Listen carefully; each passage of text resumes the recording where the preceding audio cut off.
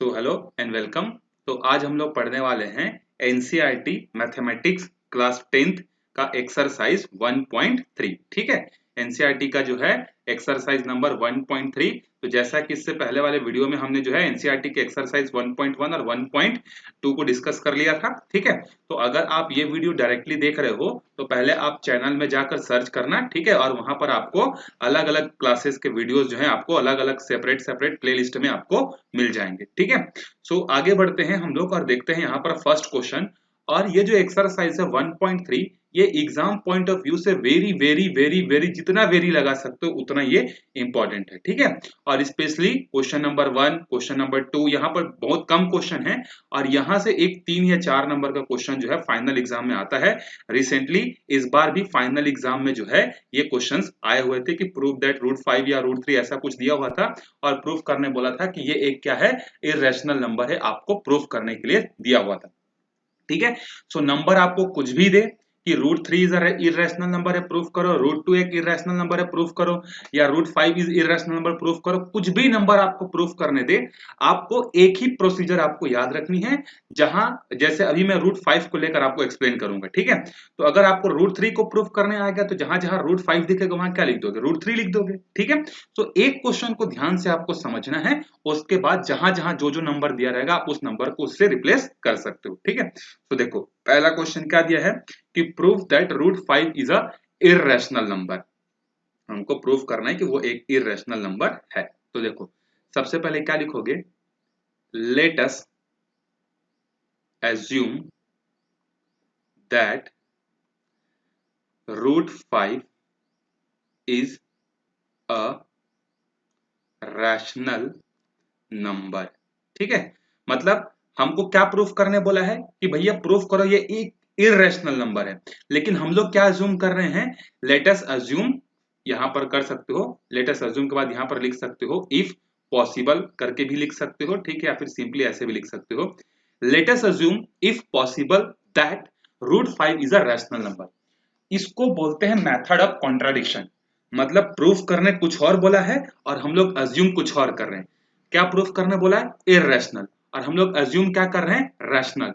तो हम लोगों को जितना मैथमेटिक्स का नॉलेज है पूरे के पूरे मैथमेटिक्स को नॉलेज को यूज करते करते करते हम लोग कोशिश करेंगे आखिरी तक कि √5 क्या है, एक इररेशनल नंबर, मतलब √5 क्या है, एक रैशनल नंबर है, ये प्रूफ करने की कोशिश करेंगे।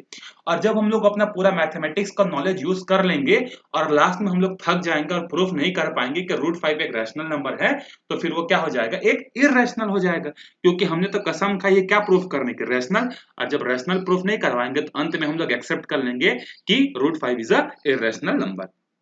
ठीक है, सो पहला स्टेप क्या हो गया, लेट अस कंसीडर या late us assume that if possible √5 is a rational number. अगर √5 रैशनल नंबर है तो किसी भी रैशनल नंबर को हम लोग कैसा लिख सकते हैं, a/b के टर्म्स में या p/q के टर्म्स में लिख सकते हैं, वेयर, यहां पर आपको मेंशन करना पड़ेगा, where a and b are को प्राइम नंबर। क्या नंबर है ये, को प्राइम। अच्छा, अब आपको को प्राइम नंबर के बारे में पता ही होगा, क्लास 9th में भी पढ़ा होगा आपने, क्लास 10th में भी पढ़ा होगा। ठीक है, सो को प्राइम नंबर क्या होते हैं, दो नंबर्स का ऐसा पेयर जिसको 1 के अलावा कोई दूसरा नंबर डिवाइड नहीं कर सकता। जैसे अगर मैं आपको बोलूं 3 और 5 ये दोनों को प्राइम नंबर है, क्या 3 और 5 को कोई एक कॉमन नंबर 1 के अलावा कोई डिवाइड कर सकता है, आंसर है नहीं। दोनों को सिर्फ 1 ही डिवाइड कर सकता है, 2 भी डिवाइड नहीं कर सकता, 3 तो सिर्फ इसी को डिवाइड करेगा, इसको डिवाइड नहीं कर पाएगा। तो दो नंबर का ऐसा पेयर जिसको सिर्फ 1 डिवाइड कर पाता है उसको बोलते हैं को प्राइम नंबर। ठीक है, या एक और तरीके से समझ सकते हो कि इनके कोई कॉमन मल्टीपल नहीं होते करके भी समझ सकते हो। ठीक है, चलो अगर ये ऐसा है तो क्या हम लोग इसको ऐसा नहीं लिख सकते, b को इधर मल्टीप्लाई करके √5 into B is equal to a लिख सकते हैं। अब नेक्स्ट हम लोग यहां पर इसके बाद क्या करेंगे, स्क्वायरिंग बोथ साइड, दोनों साइड हम लोग क्या कर देंगे, यहां पर स्क्वायरिंग कर देंगे। तो जब दोनों साइड हम लोग स्क्वायरिंग करेंगे तो what we get √5 into B whole square is equal to a का स्क्वायर। ठीक है, अब √5 b का स्क्वायर क्या बन के बाहर निकलेगा, तो ये बन के बाहर निकल जाएगा 5b का square is equal to a square. I hope आपको ये समझ में आ गया होगा। नेक्स्ट ये जो 5 है ये b स्क्वायर को क्या कर रहा है, मल्टीप्लाई कर रहा है, मतलब ये इधर जाके ए स्क्वायर को क्या करेगा, डिवाइड करेगा। ठीक है, अच्छा यहाँ पर एक छोटा सा थ्योरम होता है, देखो यहाँ पर मैं आपको मैं बता ही देता हूँ, बुक में भी दिया हुआ है। ठीक है, फिर आप बोलोगे कि सर आपने ये कैसे लिख दिया। एक थ्योरम होता है छोटा सा, साथ ही साथ वो थ्योरम भी कवर हो जाएगा और हमारा क्वेश्चन भी जो है कंप्लीट हो जाएगा। ठीक है, और वो थ्योरम होता है, एक मिनट आपको मैं दिखा रहा हूँ। हाँ ये देखो, थ्योरम नंबर 1.3 क्या बोल रहा है कि let p be any prime number. मान लो कि p जो है एक प्राइम नंबर है। ठीक है, if p divides a square, मतलब a स्क्वायर को अगर p डिवाइड कर रहा है, then p divides a, then ये जो p है वो a को भी क्या कर सकता है, डिवाइड कर सकता है। इसका मतलब, कहने का मतलब ये है कि अगर कोई प्राइम नंबर a स्क्वायर को डिवाइड कर रहा है, a की जगह कुछ भी हो सकता है, तो वो a को भी डिवाइड कर सकता है। ठीक है, जैसे अगर यहाँ पर 5 है तो 5 का स्क्वायर 25, तो अगर 25 को p डिवाइड कर रहा है तो वो 5 को भी क्या करेगा, डिवाइड कर सकता है। ये होता है हमारा थ्योरम। ये चीज आपको याद रखनी है, और इस चीज को आप यहाँ पर जब क्वेश्चन सॉल्व करोगे, अभी अभी हम लोग यहाँ पर पहुंचे हैं, वहां जब पहुंचोगे तो आप वहां पर उसको मेंशन करोगे कि थ्योरम 1.c से 1.c बोलता हूँ, सॉरी 1.3 से हम लोग क्या लिख सकते हैं करके, उसको आप यहाँ पर मेंशन करोगे। कहाँ पे, जब अभी हम लोग सॉल्व कर रहे हैं वहां पे। हाँ, तो यहाँ पर उस थ्योरम को यहाँ पर मेंशन करोगे। देखो 5 जो है एक प्राइम नंबर है कि नहीं, डेफिनेटली है। तो यहाँ पर आप लिखोगे थ्योरम 1.3 से कि अगर p जो है, इफ, यहाँ पर आप लिखोगे if p divides a square then it can also divide a, ऐसा करके आप लिख सकते हैं। फिर थ्योरम 1.3 को पूरा एज इट इज लिख देना, मैं इसको काट दे रहा हूं, अब थ्योरम को पूरा लिख देना। क्या लिखोगे कि if p be the prime number and if it divide a square then it also divide a करके आप लिख लेना। ठीक है, इसका मतलब क्या है कि ये जो a है वो 5 से डिवाइड हो रहा है, दैट मीन्स ये जो a है ये 5 का कुछ ना कुछ क्या होगा, मल्टीपल होगा, तभी तो वो डिवाइड हो रहा है। मतलब a स्क्वायर की वैल्यू मतलब वो ऐसी होगी जो 5 के टेबल में आ रही होगी। जैसे फॉर एग्जांपल a स्क्वायर की जगह 10 हो सकता है, a स्क्वायर की जगह 25 हो सकता है, a स्क्वायर की जगह 50 भी हो सकता है, कुछ भी हो सकता है, लेकिन a स्क्वायर की जो भी वैल्यू होगी वो 5 से डिविजिबल है। दैट मीन्स a भी क्या है, तो यहाँ पर आप लिखोगे, चलो मैं आपको स्टेटमेंट के साथ लिख के दिखा दे रहा हूँ। यहाँ पर आप उस थ्योरम को तो लिखोगे 1.3, अब यहाँ पर लिखोगे कि, या फिर ऐसा भी लिख सकते हो 5 divides a square, it can also divide a। ठीक है, और ये कहां से आया, तो थ्योरम नंबर 1.3 से। तो आप पूरा का पूरा थ्योरम को नहीं लिखना चाहते तो आप इस स्टेटमेंट को भी आप वहां पर लिख सकते हो। मतलब 5 जो है a को डिवाइड कर रहा है और a 5 से डिवाइड हो रहा है, दैट मीन्स a जो है वो 5 का कुछ ना कुछ क्या है, मल्टीपल जरूर है। तो यहाँ पर हम लोग लिखेंगे 5 इंटू सी। अब c क्या है, where c is any integer, कोई भी इंटीजर आप ले सकते हो, where c is any integer. मैं यहाँ पर क्या चीज बोलना चाहता हूँ, आई होप आपको समझ में आ गया होगा कि अगर कोई नंबर 5 से डिवाइड हो रहा है, जैसे 15 जो है 5 से डिवाइड होता है, तो इसका मतलब क्या है कि 15 जो है 5 के टेबल में आ रहा है तभी तो डिवाइड होता है। 20 जो होता है वो 5 से डिविजिबल है, क्यों, क्योंकि 20 जो होता है 5 के टेबल में आता है। क्या 12 5 से कंप्लीटली डिविजिबल है, नहीं है, डेसिमल में जाएगा। क्यों डिविजिबल नहीं है, क्योंकि 12 जो है 5 के टेबल में नहीं आता। तो यहाँ पर भी वही है कि अगर a जो है 5 से डिवाइड हो रही है, इसका मतलब जो a है वो 5 का कुछ ना कुछ क्या है, मल्टीपल जरूर है। लेट अस से this is equation number 2 and that one is equation number 1। ये तो हम लोग इक्वेशन अज्यूम कर लेते हैं। ठीक है, चलो अब आगे क्या करते हैं, इक्वेशन 2 का स्क्वायरिंग बोथ साइड कर देते हैं, स्क्वायरिंग बोथ साइड। ठीक है, किसका, इक्वेशन 2 का। अब इक्वेशन 2 का जब दोनों साइड स्क्वायरिंग करोगे सो ए स्क्वायर इज इक्वल टू क्या मिल जाएगा तुमको, 5c का स्क्वायर। तो अब ये क्या हो जाएगा, देखो ये तो बड़ा आसान है, ए स्क्वायर हो जाएगा। ठीक है, और ये क्या बन के बाहर निकलेगा, 5 का स्क्वायर 25 और c का स्क्वायर c स्क्वायर। अच्छा, अब यहाँ पर देखो ये जो इक्वेशन हमारा 1 था, इक्वेशन 1 कहाँ है देख लेते हैं। हाँ, ये जो इक्वेशन 1 है यहाँ पर ए स्क्वायर की वैल्यू क्या है, 5b स्क्वायर। तो मैं क्या इस जगह पर इसको यूज कर सकता हूँ? डेफिनेटली यूज कर सकता हूँ। तो from equation 1 in place of a square we can write 5b square is equal to 25c square. So 5 1 जा एंड 5 5 जा। अब ये 5c स्क्वायर को क्या कर रहा है? मल्टीप्लाई कर रहा है। इधर आके b स्क्वायर को क्या करेगा? डिवाइड करेगा। तो b square divided by 5 is equal to c square.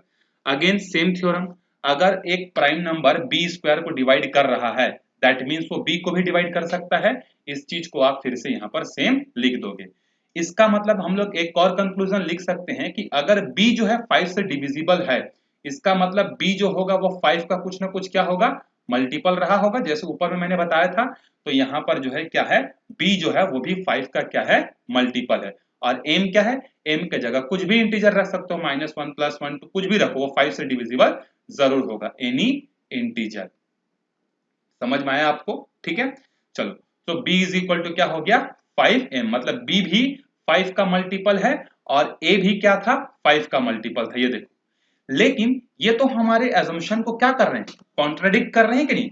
हमने तो ये अज्यूम किया था कि a और b क्या है? को प्राइम नंबर हैं जिसका 1 के अलावा कोई कॉमन फैक्टर या कॉमन मल्टीपल नहीं हो सकता।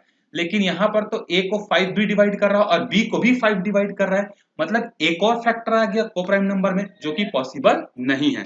तो हम लोग यहां पर क्या लिखेंगे? देखो, हियर 5 इज द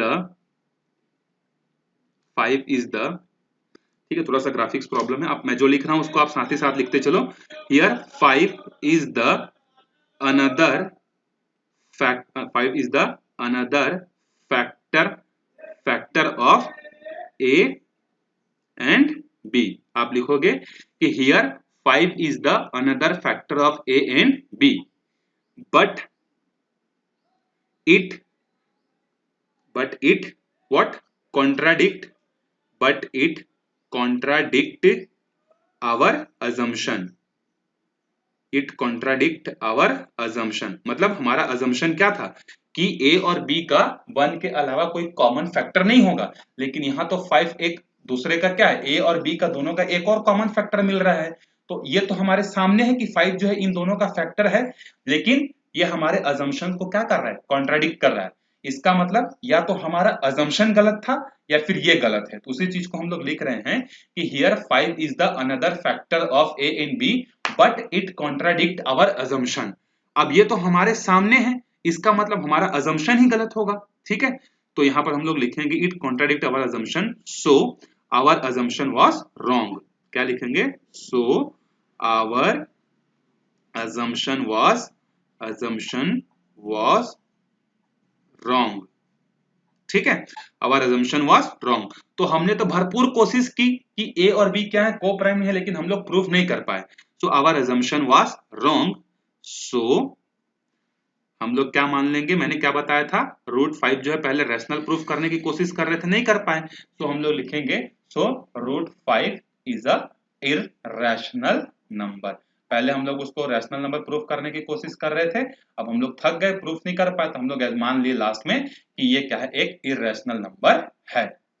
ठीक है, वापिस से एक और बार रिवाइज कर देता हूं क्योंकि ये बहुत इंपॉर्टेंट क्वेश्चन है। एक चीज अगर आपको समझ में आ गया तो बाकी के सारे क्वेश्चन आप ऐसे ही सॉल्व कर सकते हो। देखो, हमने क्या किया? सबसे पहले अज्यूम किया कि जो दिया है उसका उल्टा हमने अज्यूम किया। हमको प्रूफ करना था कि √5 एक इररेशनल नंबर है, लेकिन हमने अज्यूम क्या कर लिया कि √5 इज अ रैशनल नंबर। ठीक है, और किसी भी रैशनल नंबर को p/q के फॉर्म में, m/n के फॉर्म में लिख सकते हैं। तो हमने यहाँ पर √5 को लिखा a/b के फॉर्म में। और a और b क्या है? को प्राइम नंबर। को प्राइम नंबर मतलब a और b का 1 के अलावा कोई कॉमन फैक्टर नहीं हो सकता। फिर हमने b को मल्टीप्लाई किया तो हमको क्या मिल गया? √5b is equal to a square. दोनों साइड हमने स्क्वायरिंग की तो ये मिल गया 5b square is equal to a square, that is known as equation number 1 and we get b square is equal to a square upon में 5। फिर यहाँ पर हमने एक थ्योरम पढ़ा, थ्योरम 1.3, अगर एक प्राइम नंबर a स्क्वायर को डिवाइड कर रहा है, इसका मतलब वो a को भी डिवाइड कर सकता है। अब अगर a 5 से डिवाइड हो रहा है, दैट मींस a जो है 5 का कुछ ना कुछ मल्टीपल रहा होगा। तो हमने क्या लिख दिया? a is equal to 5 into c, और c यहाँ पर कोई भी इंटीजर हो सकता है, +1 +2 -1 -2 कुछ भी हो सकता है। ठीक है, उसके बाद फिर से हमने जो इक्वेशन 2 मिला उसका फिर से हमने स्क्वायरिंग बोथ साइड किया, तो what we we get a square is equal to 5c square, and next step we get a square is equal to 25c square, and from equation 1 we replace a square as a 5b square, 5 1s are 5 5s are, then we get b square upon 5. Again we use theorem 1.3 that if 5 divides b square then it can also divide b. if अगर 5 जो है b को divide कर रहा है और b अगर 5 से डिवाइड हो रही है, दैट मींस b जो है वो अगेन किसका मल्टीपल है, 5 का। तो यहां पर हमको क्या मिल गया कि a को भी 5 डिवाइड कर मतलब a को 5 डिवाइड कर रहा है और b को भी 5 डिवाइड कर रहा है। इसका मतलब क्या है कि here 5 is the another factor of a and b, but it contradict our assumption. लेकिन ये हमारा कॉन्ट्राडिक्शन तो अलग था कि इसका 1 के अलावा कोई कॉमन फैक्टर नहीं हो सकता, तो हमारे कॉन्ट्राडिक्शन को क्या, हमारे अजम्पशन को क्या कर रहा है, कॉन्ट्राडिक्ट कर रहा है। So our assumption was wrong and root 5 is a irrational number। ठीक है, हमने मान लिया। ठीक है, तो ये होता है प्रूफ करने का एक तरीका।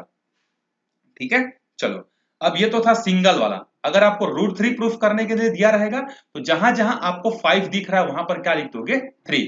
तो जैसे यहां पर अगर रूट 3 दिया तो a is equal to 3c लिखोगे, b is equal to 3m लिखोगे और लिखोगे कि here 3 is the another factor. अगर आपको रूट 2 को प्रूफ करने दिया तो 5 के जगह 2 लिखोगे, जहां जहां 5 दिख रहा है वहां 2 लिखोगे। तो ये तो हो गया इस तरीके का, जब सिंगल में दिया रहता है उसको इर्रेशनल प्रूफ करना। जब इस तरीके से कंपोजिट में दिया रहता है तो उसको इर्रेशनल कैसे प्रूफ करते हैं, देखो सेम लिखोगे, let us assume that 3 plus root 2 5 is a rational number, और अगर ये एक रैशनल नंबर होगा सो हम लोग क्या लिख सकते हैं यहाँ पर कि 3 प्लस 2 रूट 5 को हम लोग कैसा लिख सकते हैं, a अपॉन b के फॉर्म में लिख सकते हैं, क्योंकि हमने तो पूरा का पूरा अज्यूम किया हुआ है कि ये क्या है, एक रैशनल नंबर है।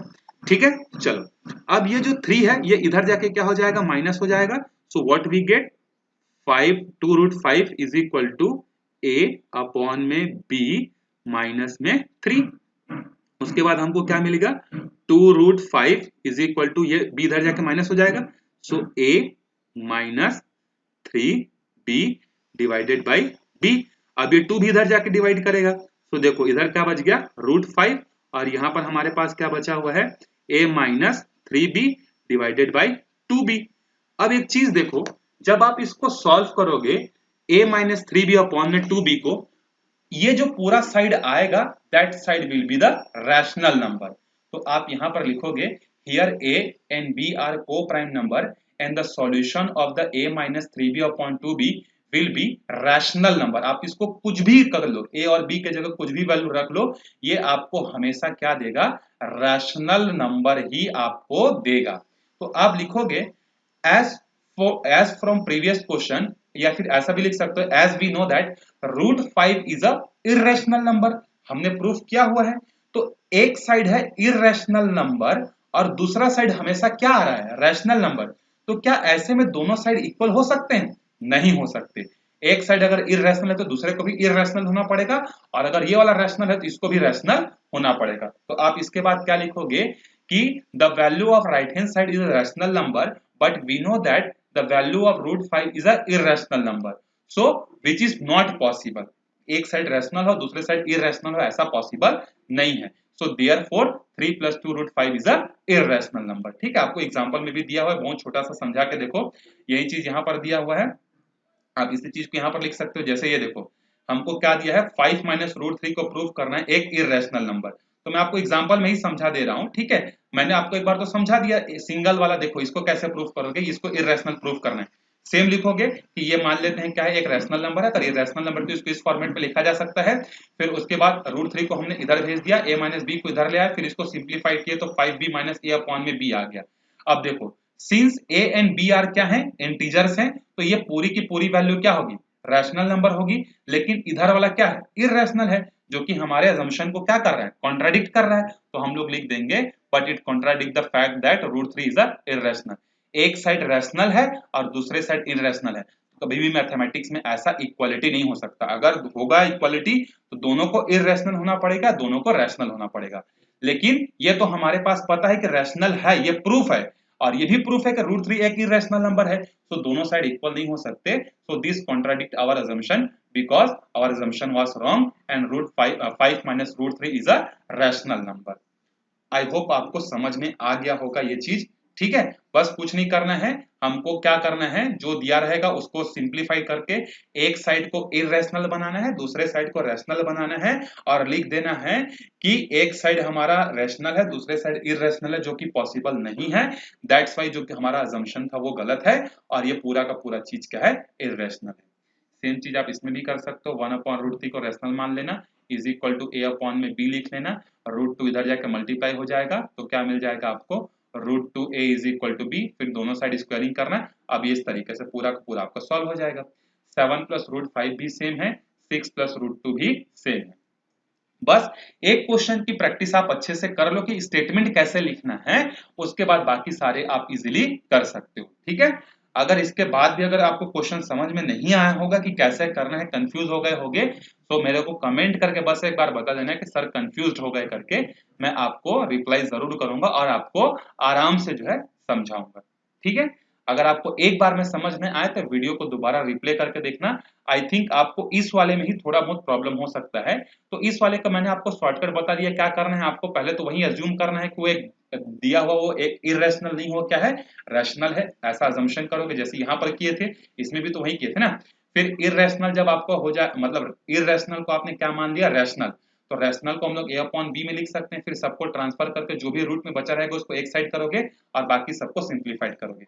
फिर इसके बाद आप लिख देना कि ये वाला साइड रैशनल है और ये वाला साइड इरेशनल है, जो कि पॉसिबल नहीं है, that's why our assumption was wrong, और ये वाला जो पूरा का पूरा क्या था वो एक इरेशनल है करके आप मान दोगे। ठीक है, तो कैसा लगा आपको ये वीडियो बताइएगा। मिलते हैं अगले वीडियो में अगले एक्सरसाइज के साथ, तब तक की प्रैक्टिसिंग। ठीक है, तब मिलते हैं अगले वीडियो में, तब तक के लिए बाय बाय।